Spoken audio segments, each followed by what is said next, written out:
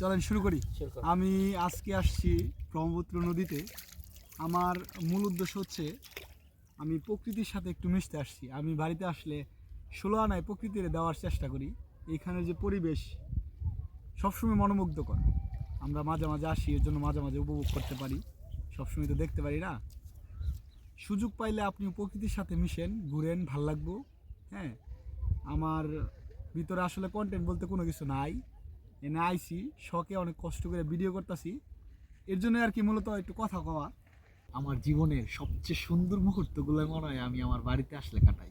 আমি প্রকৃতির সাথে মিশি, প্রকৃতির সাথে কথা বলি, আমার কাছে অনেক ভাল লাগে।